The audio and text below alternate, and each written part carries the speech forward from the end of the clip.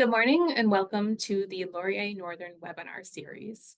For those of you that have not joined before, this is a monthly series of virtual webinars that highlights Laurier's multidisciplinary Northern research, which is conducted in close collaboration with Northern communities, institutions, and partners in the Northwest Territories and other Northern locations.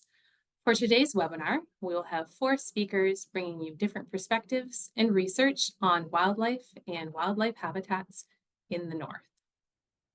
For all our webinars, we start with a land acknowledgement. I acknowledge that Wilfrid Laurier University's Ontario campuses, situated on the Haldimand Tract, reside upon the traditional territory of the Neutral, Anishinaabe, and Haudenosaunee peoples. This land holds significance as part of the Dish with One Spoon Treaty, an agreement between the Haudenosaunee and Anishinaabe peoples, symbolizing their commitment to sharing, safeguarding resources, and living in peace with each other. Today, this gathering place serves as a home to numerous First Nations, Métis, and Indigenous communities from across Turtle Island. Additionally, we extend our respectful acknowledgement of Laurier's research activities in the Northwest Territories. Laurier has established permanent infrastructure in Yellowknife on the traditional territories and ancestral homelands of the Dene, Inuit, and Métis people of the Northwest Territories, as well as the traditional territory of the Yellowknives Dene First Nation, Chief Jimmy Drygee's territory, and the home of the North Slave Métis. We further extend our respect to all First Nations, Inuit, and Métis people of the North who call this territory home.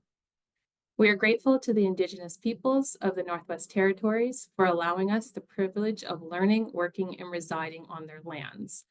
Additionally, we deeply appreciate the generous sharing of traditional knowledge, wisdom, and ways of knowing.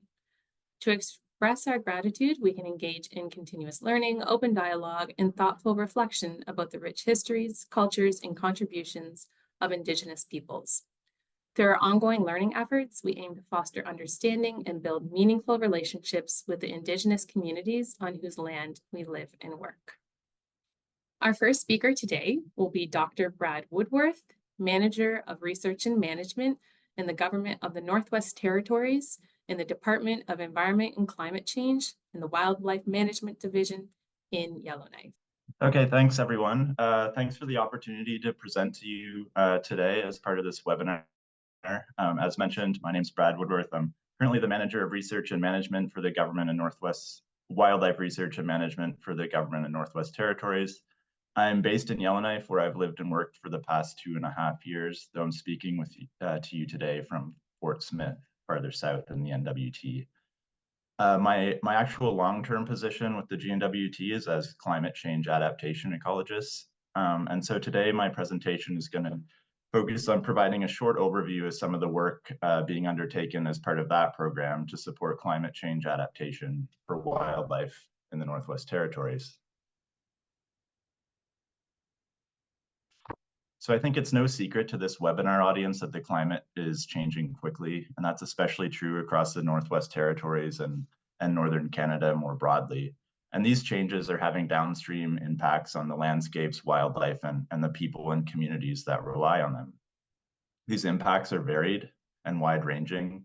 They include changes in sea ice conditions and freshwater ice conditions. They also include changes in wildfire dynamics. With warming temperatures and longer snow-free periods, we're seeing earlier and longer wildfire seasons, and that was certainly witnessed this past year. And if we move further north, we also see that warming temperatures are contributing to shrub expansion across tundra, across the tundra landscapes and shifting vegetation communities there as well. Of course, any changes to the landscapes and habitats are going to have effects on wildlife. And so the extent of the threat of climate change to northern wildlife was really underlined by this 2021 report by Claire Singer and Catherine Lee, which presents a risk assessment for 46 species at risk across the Northwest Territories. They assessed impacts of a variety of threats and disturbances on wildlife, including climate change. And a key finding that emerged from this was that climate change was the most widespread threat across the species that were assessed. So there's no doubt that climate change is a widespread challenge facing northern wildlife and their habitats.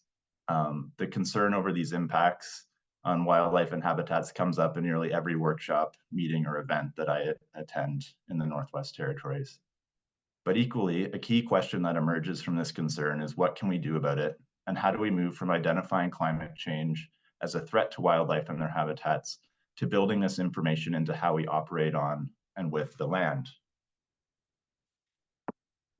And so to me, a good place to start with addressing this question is to look at the fundamental requirements of northern wildlife.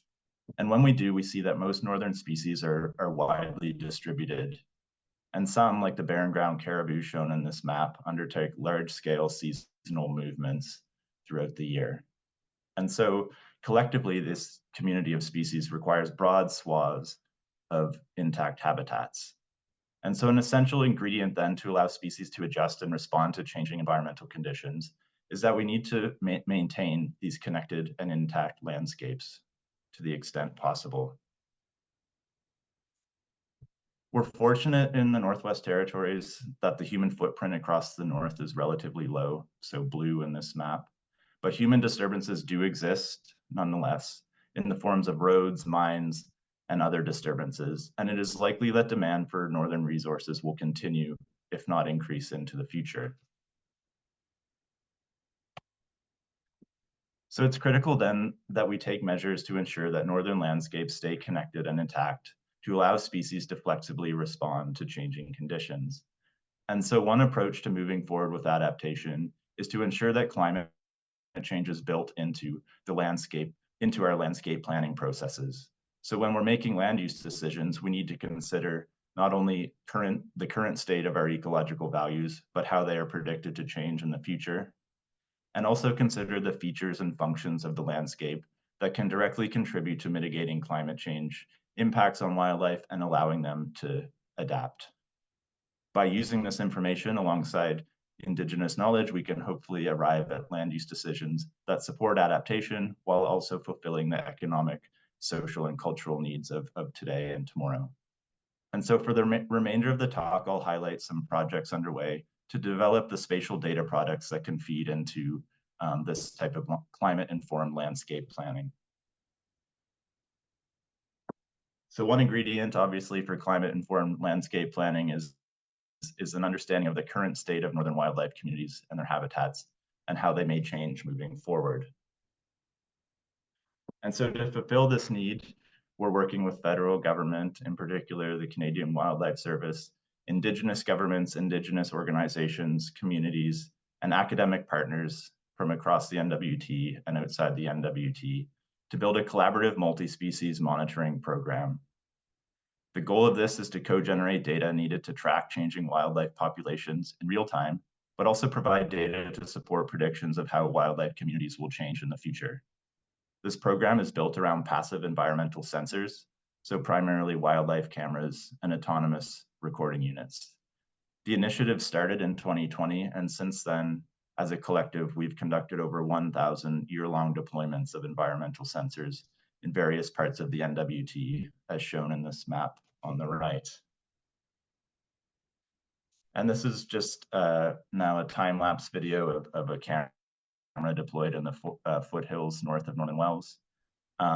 You'll see a number of species, northern species wander past this camera. So grizzly bears, lots of muskox, a baby black bear at one point, a speedy moose, and so on.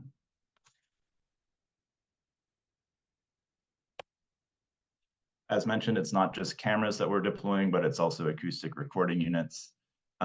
These are primarily known and used for bird monitoring, but they can also be used to detect other vocalizing animals, including amphibians and mammals. And so we're currently working on making better use of these data to extract information on wolves, for example. And so this is one recording of a wolf from one of our study sites from a recently retrieved area.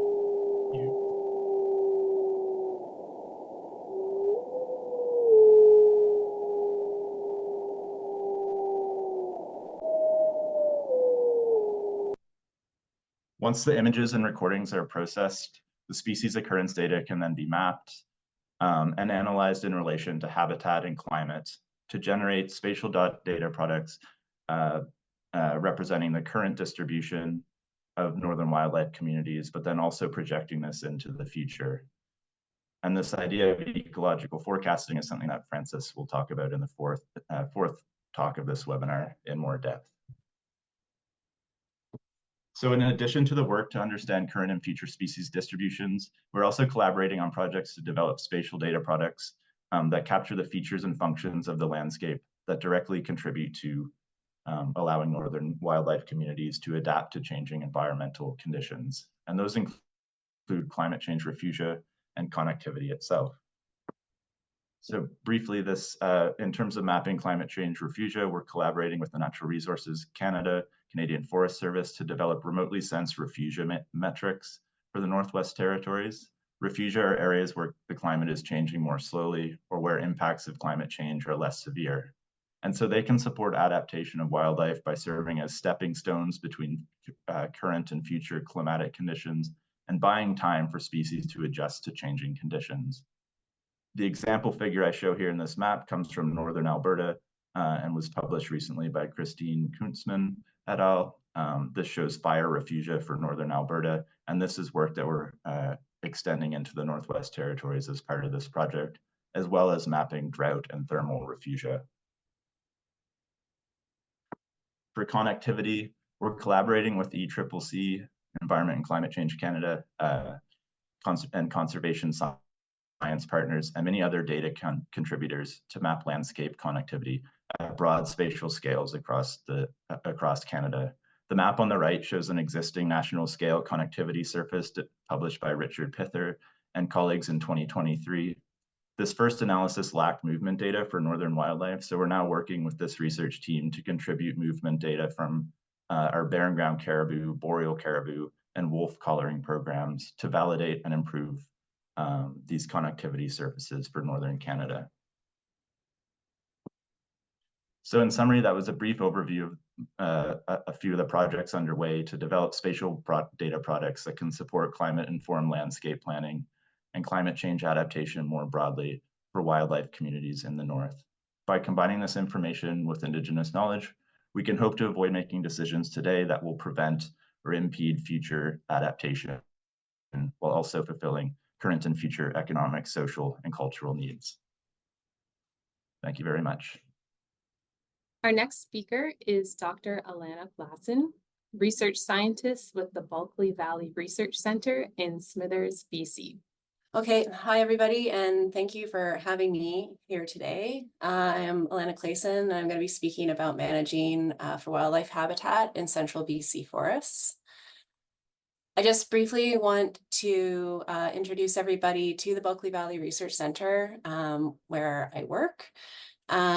This is, we are located on the unceded territory of the Guinness clan, part of the Wet'suwet'en Nation in Smithers, BC. And so for those of you that don't know where that is, if you're in Edmonton and you drive 12 hours west on Highway 16, you'll hit Smithers there. It's a small town, and the Bulkley Valley Research Centre looks to serve a regional function in the northwest of BC to connect science to policy and practice to best manage our natural resources in the region.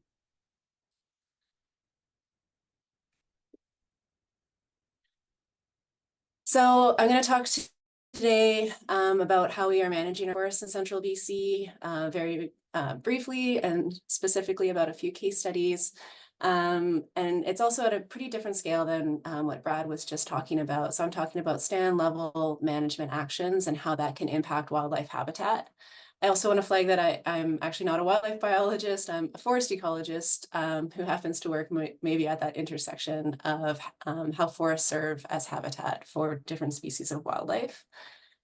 So today I'm just going to talk about a few examples of work that we've done at the Research Centre on the impacts of planting trees after fire.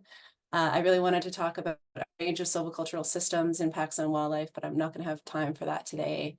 And I'll finish with talking about planting trees for rest resistance in an endangered species. So just to situate ourselves, I am in the west. I'm in this mountain Cordillera region of the Canadian ecozones. And more specifically, in terms of the forest types that we work in here, I mostly work in this subboreal region. So these are forests at lower elevations that are dominated by lodgepole pine, hybrid spruce, subalpine fir, trembling aspen, those types of stands. I work a lot in the subalpine, in the interior subalpine. So these systems have subalpine fir, Engelmann spruce, whitebark pine. And we also work a lot in the interior temperate coast, sort of that interior coastal kind of systems. So those are the dominated by western hemlock and cedar, but I'm not actually going to talk about that system today. So the first example I want to give about how management actions can in turn impact wildlife habitat at the stand scale. We initiated a project about 5 years ago to look at the impacts of planting trees after fire. And specifically, we were wondering whether the act of planting trees does in fact help sequester carbon more quickly after fire. So as we know, fires are getting bigger, more severe, more frequent across Canada, having huge impacts on communities and the forests and how they recover. And so all of the tree planting initiatives that are happening are going to have other impacts on different forest ecosystem values, things like wildlife habitat. So what we did was we looked at sites that were either planted or not planted across a range of times since fire. And one of the first things that we learned in doing this study is that planting isn't necessarily just planting. So in BC, and this could be different in different parts of Canada, there are a number of other activities that will go along with planting. And this is for good reason. Leaving snags, dead trees in the overstory can pose a risk to tree planters. Sometimes preparations to the soil needs to happen to make sure trees take and survive. But as you can see from this picture, this is a very different stand than a post-fire naturally regenerating stand. And so we've written up a paper about what the carbon impacts are in this when you plant trees, and really learning a lot about when you plant, you lose a lot of the dead wood. And now we are looking at how that actually impacts a range of wildlife species. And so we unfortunately weren't able to monitor wildlife directly in these studies. And so instead we come up with indices developed from different forest stand metrics to understand how the stand can function for different species. So, you know, whether or not there's big conifers or different size trees, how much and how decayed coarse woody debris is, the kind and the size and density of shrubs and things like that, dead standing trees. And so we've looked at a range of species so far and their habitat requirements at the stand scale. And one of the things that really jumps out to us at this point is that this graph just has 2 panels. The left-hand side are sites that were not planted and the right were planted. And if you just glance at it, what you can see is when you plant trees, we lose habitat for a bunch of species early on. So in the short term, sort of in the 0 to 30 years after fire, there is a bit of a difference in how different species are responding. This varies by species. Some species maybe never recover that kind of habitat with planting. Others do fine. So we're looking into this more in this study. Okay, now I'm just going to switch gears and talk about tree planting, but in a different context. I'm going to talk about ecosystem restoration for an endangered tree species. So this is a system I've been working in for about 15 years. It's whitebark pine, which is a high elevation endangered tree species of Western North America. It exists from California right through north central BC. And unfortunately, the tree itself is endangered due to the introduction of white pine blister rust in the early 1900s, as well as outbreaks of mountain pine beetle, and especially of late with climate change, the beetle has been able to move up in elevation and affect whitebark pine in bigger ways. In order to address these issues, we do manage these systems, and we do that through tree planting, rust-resistant seedlings, which I'll talk about a little bit more, as well as other treatments, including the use of prescribed or cultural fire.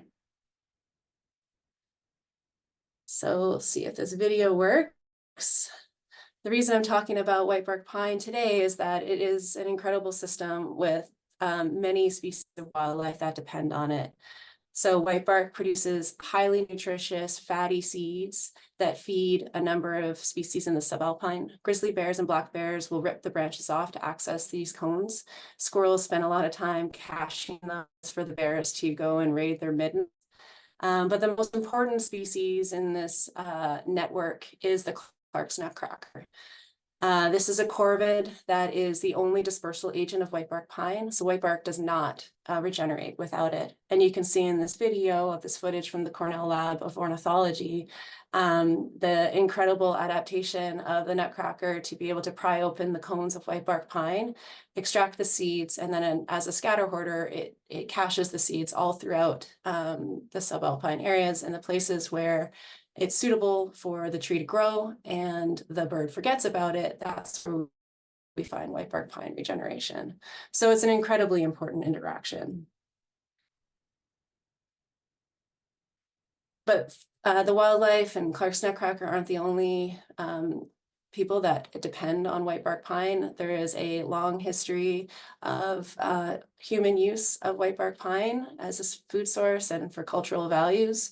So we work with the Cheslata Carrier Nation and learning more about the importance of whitebark pine and whitebark pine ecosystems as a food. And the important thing here is that these were not passively managed or, left on their own systems, especially in an area that we were looking at. That's a transportation area along lake chains and low islands covered in whitebark pine. We see that there is actually a lot of signature of cultural fire. And so fires, low severity fires were lit frequently to stimulate seed production, berry production, produce fodder for game. And so whitebark pine would have been a system that was heavily managed or highly managed by Indigenous peoples in this area since time immemorial. So now in order to support whitebark persisting and enable the wildlife species that depend on it to continue depending on it, we are restoring using a range of techniques in order to try and find trees that have some higher resistance to blister rust than others.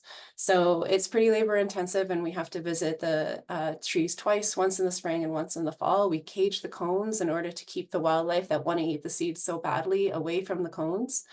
We then have to manually shuck all of the cones. We send the seeds to the nursery for stratification and growing. We look for sites that have recently burned, of which we have a lot.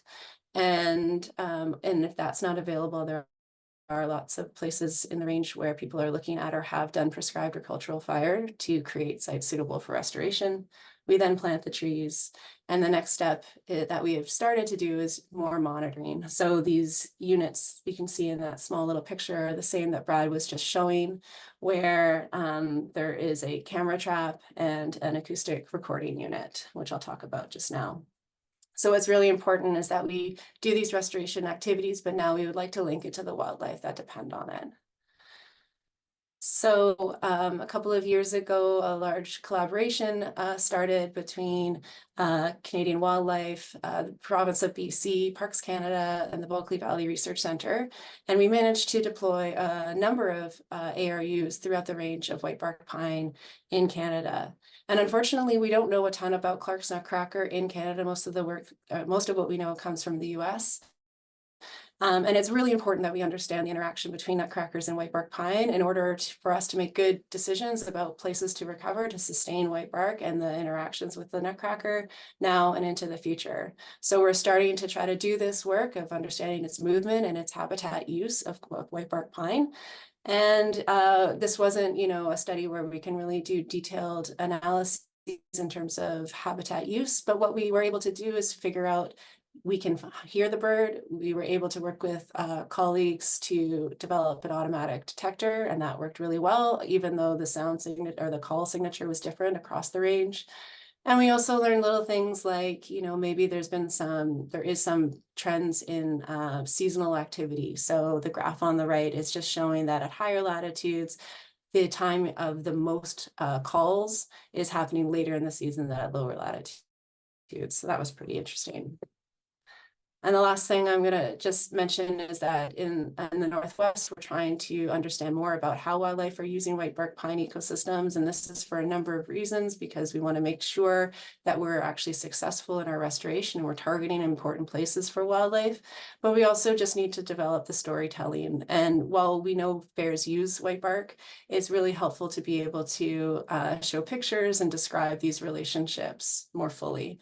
So this is just a picture that we've captured in our first season of camera trapping of a young grizzly bear having a rub on a whitebark pine tree in one of our health monitoring transects. So I will just leave you with a video of our tree planters working really hard in a high severity fire that burnt in 2018 in central BC to restore whitebark pine. And I think what is really important here is that, I guess I could have renamed the talk, should we plant trees or not?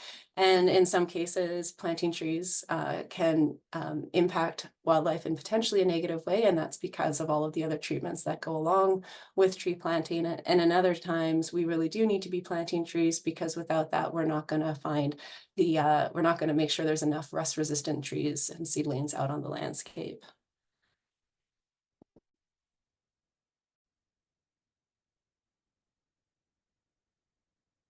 And that's all I have to say. Many funders, many partners across all of these projects. Our next speaker is Dr. Nick Luymes, postdoctoral researcher at Laurier in Waterloo. I'm Nick. I'm recent postdoctoral researcher at Wilfrid Laurier University, and I'm actually fairly new to the realm of northern research. My PhD was on amphibian ecology in southern Ontario, which is very much not the north as much as our neighbors to the south might think it is.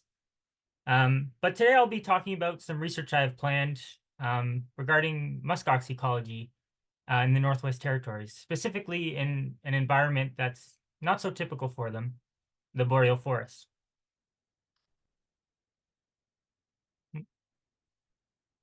But before I get into that, I'll briefly touch on range expansion and why that's important for this particular study. And so by range expansion, I mean the process by which a species extends its historical or its established distribution into new geographic areas. And range expansions have happened over the course of history. They're important for processes related to evolution, extinction, biodiversity change. Nowadays, we see a lot of species range expansions as a result of human disturbance or human transportation. I have some examples here. The first is the coyote, which has experienced west to east range expansion as a result largely from land use changes. They've moved into more urban areas where larger predators aren't able to make use of it. Then, of course, you have invasive species. Here I have the example of the common reed, which was brought over from Europe and has since spread all across the Great Lakes region. And then a little bit closer to the north, we have species like the red fox, which are experiencing northward range expansions as a result of warming temperatures due to climate change. And these kinds of range expansions lead to kind of new interactions in these environments as these species that are expanding their range interact with species endemic to those areas. In the case of the red fox, we have concerns regarding competition with Arctic foxes. And so it's these examples in the north of these northward range migrations that I really want to touch on for this presentation. Especially because, as mentioned before, the northern regions are experiencing disproportionate effects of climate change, larger increases in temperature and changes in precipitation. And this is leading to differential shifts in ranges of species, which leads to different species associations and interactions and potentially changes to ecosystem dynamics. So in order to kind of get a handle on these and understand what's going on, it's really important to study species that are currently undergoing these range expansions. And one such species that offers an interesting opportunity to do this is the muskox. So muskoxen are large northern ungulates, and they're typically adapted to tundra environments. In North America, their populations were nearly wiped out in the early 1900s. But fortunately, they've since experienced population increases and even range expansion. What's interesting about their range expansion is that, unlike other species, which are typically experiencing a northward range expansion, they've been expanding their range southward below the tree line. And that's led to more and more headlines such as these of muskox being seen as far south as northern Alberta. And so while a lot of this expansion of range is into areas that they would have historically been in, it's important to note that they haven't been in these areas for a long time. So given that they're a large grazing herbivore, they have a lot of potential to kind of cause a disruption to these environments potentially. And one such concern that's really a priority for a lot of northern communities is their potential competition with caribou. Caribou being an extremely ecologically and culturally important species in the north, and also really important for northern food security. Now, unfortunately, we don't have a whole lot of information on baseline muskox ecology south of the tree line. And so really what I hope to do as part of this postdoctoral research is to start investigating this baseline ecology. And specifically what I'm really interested in is what kind of habitats and space muskox are using in these boreal forests, and if these requirements and associations are really all that different from those in the tundra environments. And so whenever we talk about kind of habitat or resource selection, it's really important to consider the scale that we're looking at. And that's because kind of two main reasons. For one, the habitat associations are going to be strongest at scales that are biologically relevant to the species of interest, but also that species really select habitat at different scales as well. For instance, if we're looking at the regional scale, we might be interested in the types of habitat selected for a species home range. We then zoom into the home range scale. Maybe we're interested in the types of resources or habitats that are selected for calving sites or wintering sites. And then zooming into an even finer scale, maybe at the site level, we're interested in what kind of forage they're selecting.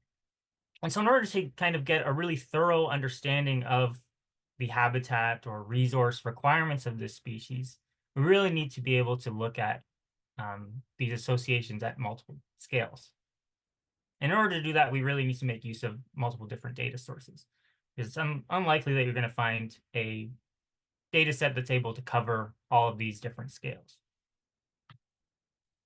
So for large mammal research, there's a number of different techniques that are used to collect location or movement data. For one, you have aerial surveys where you fly plane, helicopter, drones, and transects.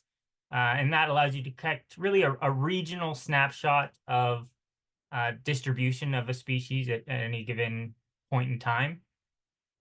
Contrast that with GPS collars, where you're fitting collars onto individual animals and getting more of a picture on movement and location within an individual's home range. And then you also have camera traps, which, depending on the setup of the particular camera trap array, can provide information at a variety of different scales. Now, fortunately, in the north, there's a lot of projects ongoing or that have already occurred that have collected data either specifically for muskox or for a variety of different animals, and also provide information regarding muskox. So there's a lot of opportunities to kind of leverage this existing data to learn a little bit more about muskoxen below the tree line. And so unfortunately, I don't have any results to show you yet. Just kind of getting into the weeds of that right now. But I'm hoping that next time maybe you see me talk, I'll have some answers to some of the questions I've addressed or I've brought up today. So I just wanted to kind of finish on a few kind of notes of why this kind of research matters. So number one, and I mentioned this already, we really want to look into the nature and possibility of competition with caribou. And we can only really start doing that if we know what kind of habitat and resource muskoxen are using in these areas in order to compare it with those that are used by caribou. Secondly, the increase in numbers of muskox and also their expansion offers opportunities for muskoxen to be used as an alternative food source. So understanding what kind of habitat requirements they have can be important for future management under future harvest scenarios for this species. And then lastly, since this species has been gone from these areas for so long, there's really been a loss of knowledge. And so studies like these and other kind of knowledge gathering opportunities allow us to kind of regain some of this lost information. And so with that, I'd just like to acknowledge all the collaborators and people already involved in this project and will be involved in this project. And I'll pass it back to Lisa. So our final speaker today is Dr. Frances Stewart, Assistant Professor and Canada Research Chair in Northern Wildlife Biology. She's also the Wilberforce Leader in Conservation Science at Laurier in Waterloo. Well, thank you everyone for being here today. It's really nice to have this group together, and I'm going to be touching on a couple of the topics already talked about today and a couple of the projects already featured, and then sort of walk you through some of the forecasts we've been able to do with similar kinds of data, with specifically a northern context, and some stories about things that actually didn't go very well for us and how we were able to improve on them, the system we were able to use to make that much quicker, to hopefully make informed decisions from data through to decisions in Canada's north. So I'll start today with what is now a familiar slide. Simply put, depending on which way you cut the pie, Canada's north can be very different from many other places in the country. And many of you on the call know this and live this every day.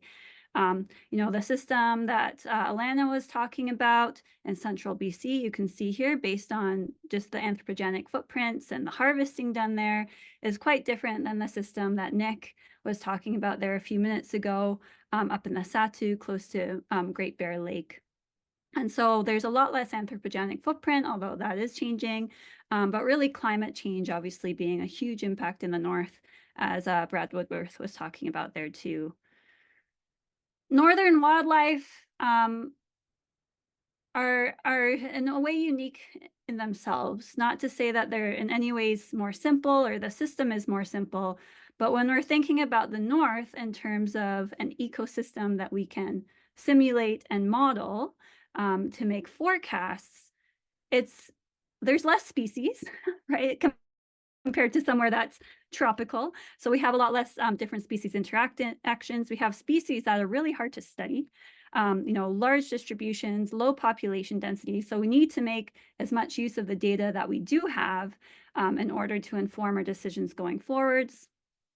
We have species that are changing where they are, but even if they do that, the systems are a lot less productive than somewhere, again, further south in central BC or further south in a tropical location. And of course, we have many species which are very intricately tied to human populations and have been so for a long time. And so understanding what's going to happen to them in future is important for the species, but of course also important for the people who live and experience this culture every day. The north is changing fast, not news to anyone here, but since 1979, 2 to 4 times faster than the rest of Canada's average. And that's, of course, due to climate change alone.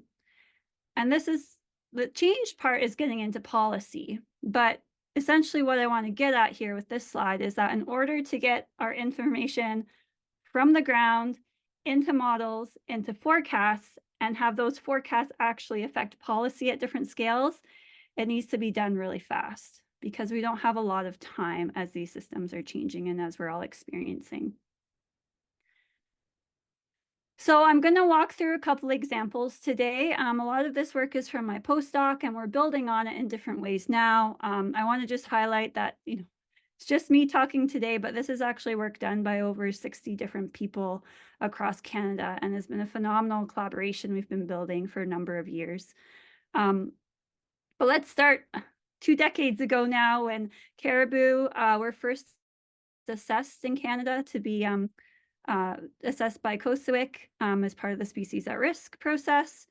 And just to highlight that it took, many years later, this is from a talk at the North American Caribou Workshop, which I attended in 2018, that Dr. Justina Ray gave at the time, to show that, it took quite a long time for caribou to be reassessed. And in many cases, the threat status had gotten worse depending on the designatable unit you were looking at. What I'm focusing on today is the boreal caribou, which you can see there on both sides as well. But that really being a real focus because it's so broadly distributed across Canada. There are models locally and nationally about this designatable unit. And so we wanted to start bringing some information from this group of caribou into some forecasts.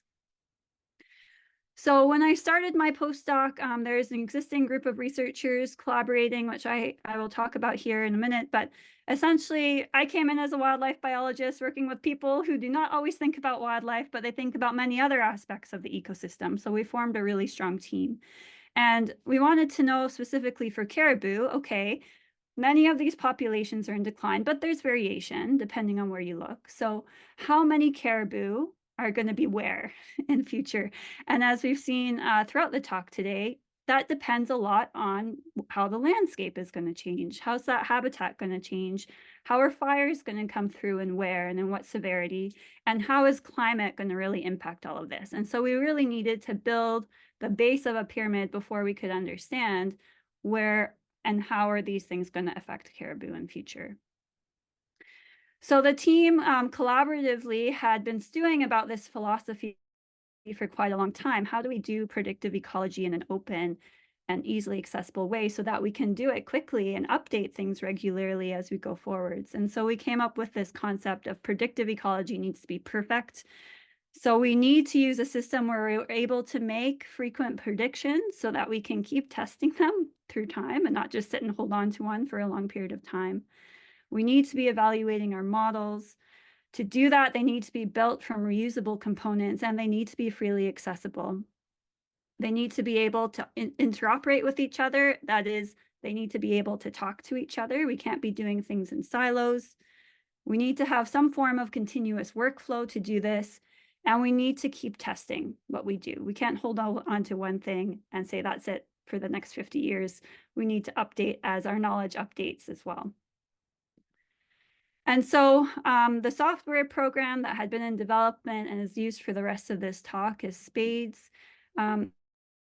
So we wanted to show how you can do this predictive ecology in a perfect way by using open source software. And so this was really spearheaded by Dr. Elliot McIntyre and Alex Chubati, along with many others who first initiated this.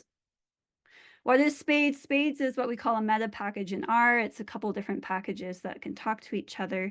And it's essentially a spatial discrete event simulator. So what that means is you can run simulations that are unique to a certain location, and you can change things so that events in that simulation can happen at different periods of time, depending on what your questions are.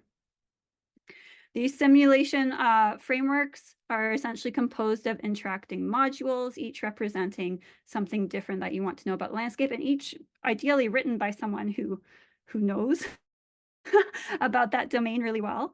And these modules are composed of events. So if we look at caribou specifically, we might be interested in information about adult female survival or calving information, but that's informed by lots of other different events that happen on the landscape.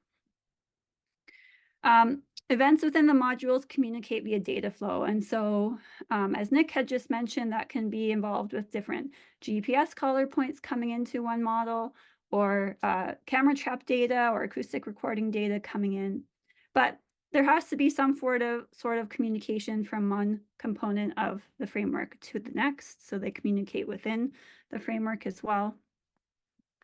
And when you put all this together, you can come up with maps and essentially trend lines to inform decisions of where species might be in future. And so this work is a couple years old now, but I wanted to walk you through some of the processes and hurdles we had when we did this work and how we were able to overcome them, because Spades is so adaptable and malleable and quick. So this project actually started as quite a large integrative project in the Northwest Territories.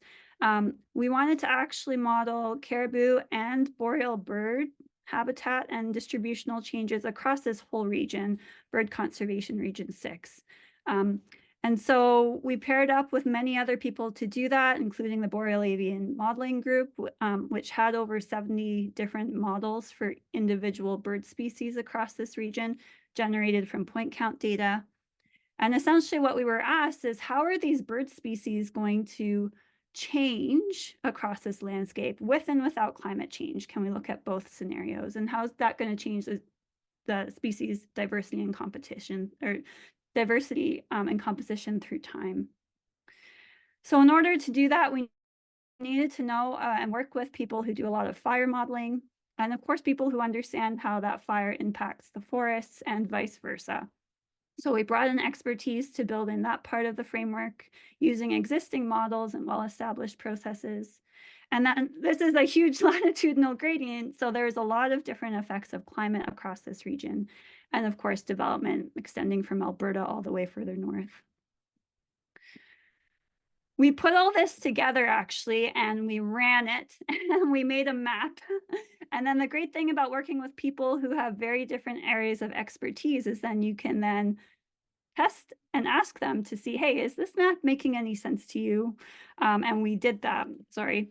And essentially one of our bird experts came back and said, there's absolutely no way you're going to find this species in this location. I don't care about climate change or how intense things are.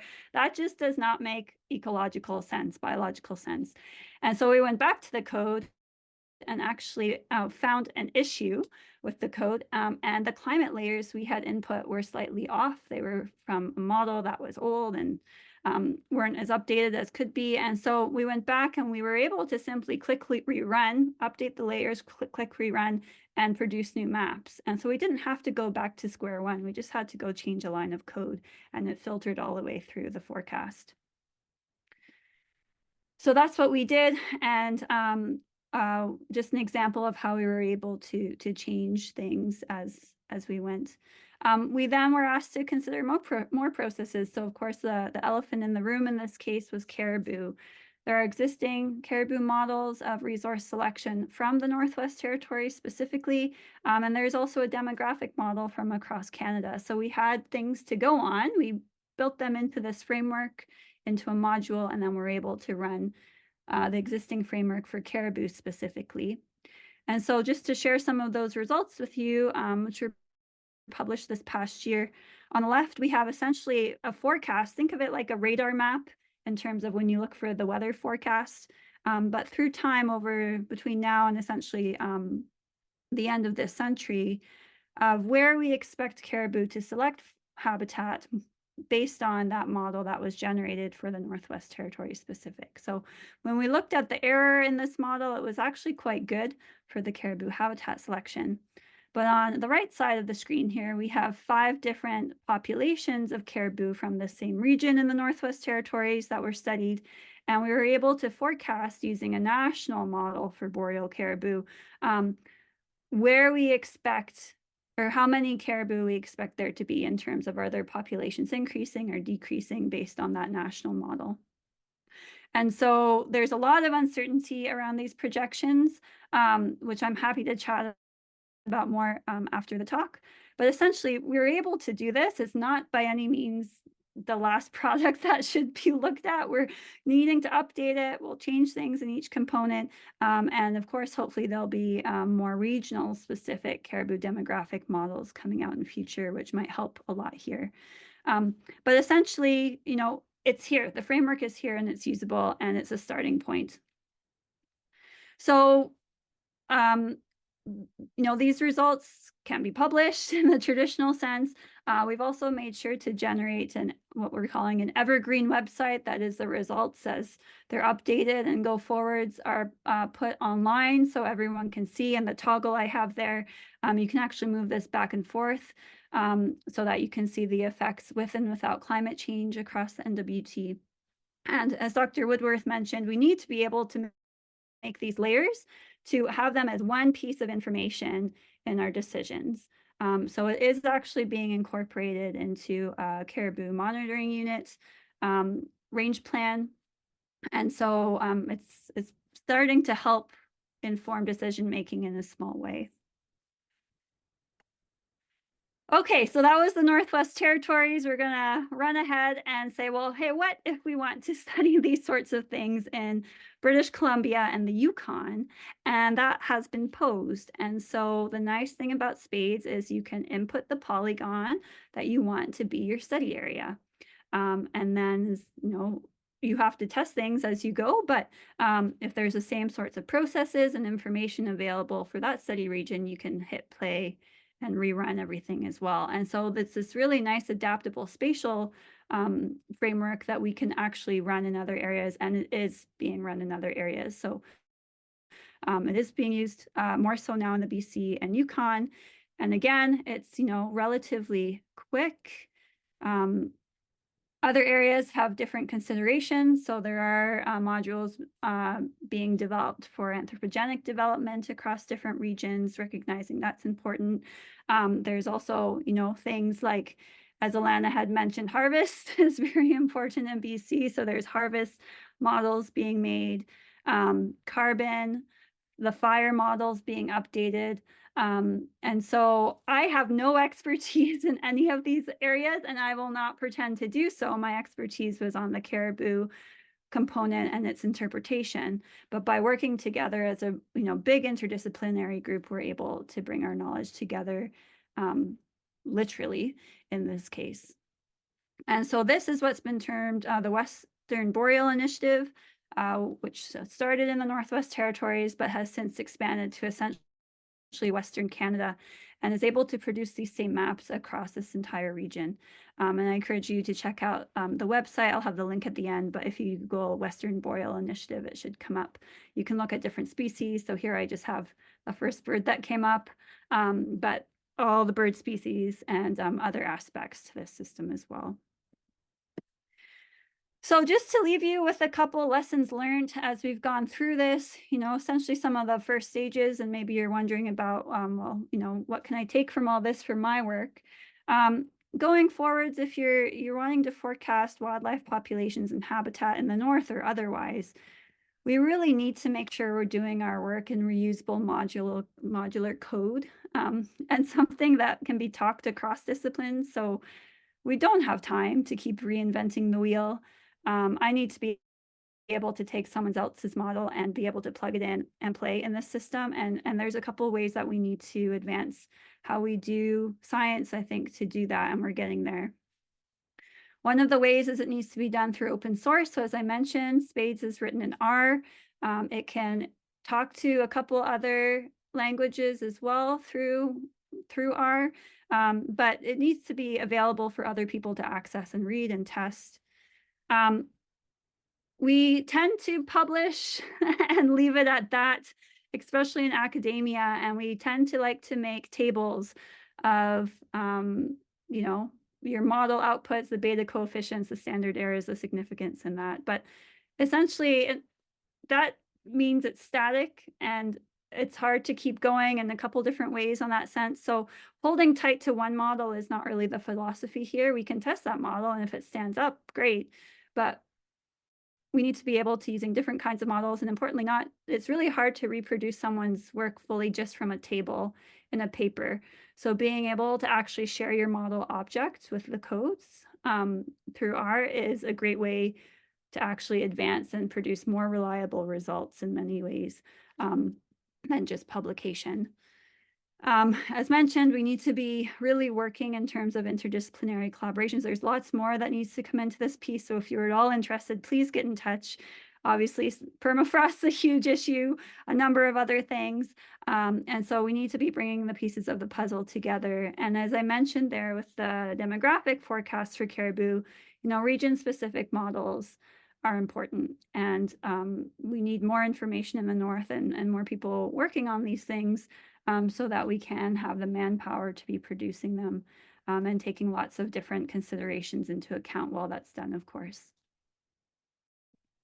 So I'll leave it at that. I'm happy to chat more with anyone. Please do feel free to get in touch. And as mentioned, this has been work done by over over 65 to 70 different people, depending if you look at the NWT or the Western Boreal Initiative in total, across many, many different regions of Canada. So I really want to thank everyone who's had their fingers on this work at all sorts of stages.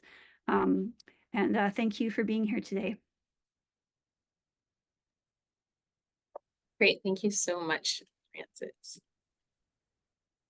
We do now have time for questions. So speakers, if you want to turn on your cameras, there's some questions that have been typed in the chat. The first couple of questions are for Nick. Someone wanted to know if the study had been done in the Northwest Territories, and also if you plan on collaborating with local communities and Indigenous governments for your project. Yeah, thanks for asking. So I didn't get a chance to talk about my specific plans, but I can go over them briefly here. So a lot of the data that I'll be using for this project has been collected in the Sahtu region, and I'm really hoping to attend the upcoming listening session in February to hopefully introduce myself in person and learn a bit more about the community priorities and concerns. Right now, I'm working with existing GPS collar data from there to understand habitat associations I was talking about. And once I get some results from that, I'm also hoping to discuss them at future meetings, hopefully spark some conversations, ideas to help guide the future directions of this project. Great, thanks, Nick. Our next question is for Brad. Can you please explain how connectivity was assessed, particularly the red highlighted areas on the map of Canada? Sure, I can touch on that briefly. So I wasn't involved in creating that particular map, and so just to be clear there. But these analyses essentially map. They take inputs on how resistant the landscape is to animal movement. So by incorporating layers like the human footprint and then terrain features, and then they use algorithms from electric circuit theory to estimate connectivity. So the software is called CircuitScape. And then a critical step after that is then to validate the outputs with movement data from actual animals to evaluate how representative they are of reality. And so in the sort of next iteration of the project, that's sort of what we're doing now. And as mentioned, that initial map didn't, I don't believe it included any movement data from north of 60 degrees. So now we're incorporating data from, hundreds of collared boreal caribou and barren ground caribou. And so in that map in particular, the red areas, I believe, showed areas of higher probability of movement. So if those were lost, they could potentially be limiting connectivity of the landscape for the wildlife that are trying to move through it. Thanks, Brad. And I noticed that you also linked a open access paper on that map. We also have another question for Nick. Do you know of ways/methods for differentiating between range expansion versus range shifts? Yeah, so if we think about, I can talk about muskox in particular. If we're thinking about range expansion is like an increase in the distribution of that species, and range shift as a kind of movement of the distribution of the species. Typically, we think about it in terms of like latitudinal lines. So a lot of the times going north in these kind of northern latitudes with changes in temperature. For muskox, it's more of an increase or expansion. There's a lot more expansion or increase in distribution happening to the south than there is any sort of contraction happening to the north. Thanks, Nick. You have another question. Someone is curious if there are any other species beside caribou whose competition with Muskoxen is being studied. I don't know of any in particular. I know that caribou are kind of a hot topic for research because of current declines. I would think other ungulates that could be having competition with muskox could be moose if their expansion kind of continues southwards. There isn't as much concern there, obviously, because moose aren't experiencing those same kind of declines. But that's a good question. Another question that can be for any one of the presenters, have predatory prey dynamics been looked at as well, including any potential impacts from climate change?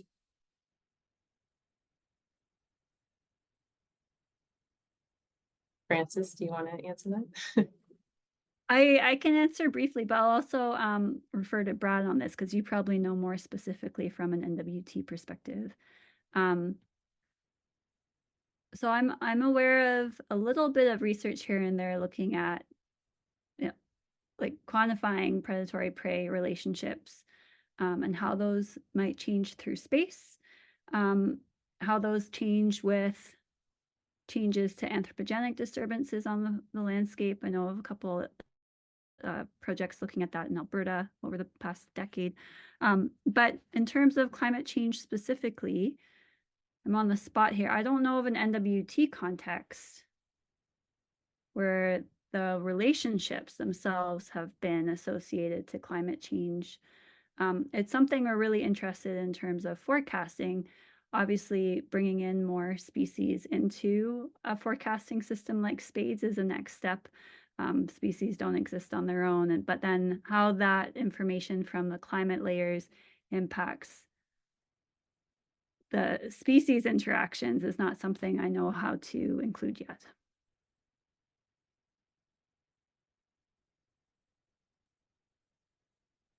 I guess I can just add briefly that one of the master's students, Eric Jolin, that Francis and I are co-supervising is looking at some of these types of questions using camera data from the Northwest Territories, and in particular looking at co-occurrences of predators and ungulate species.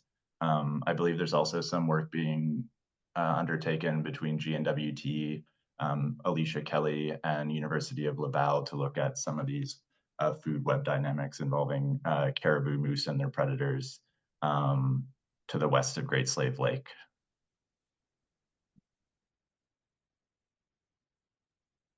Thanks, Francis and Brad. Our last question is for everyone. Is there going to be any studies on caribou in the Northwest Territories after the fires? And are there going to be any trees planted after the fires?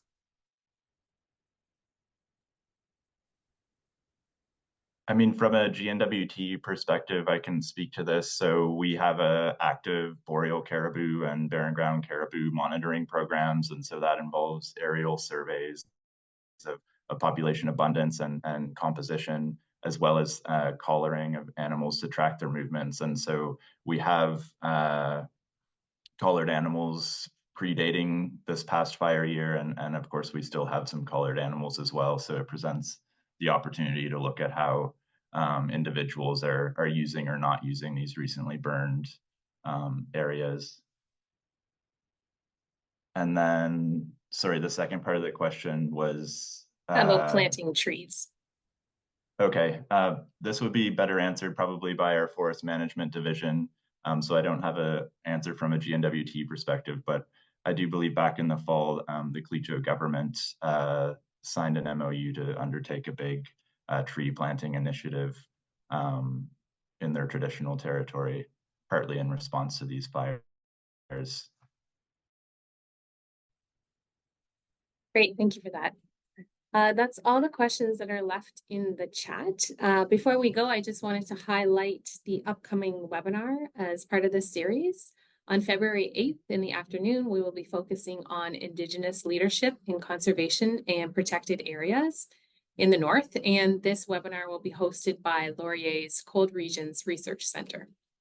So thank you to everyone who joined today, and thank you all very much to our speakers. We hope to see you all at the next webinar. Thanks, everybody.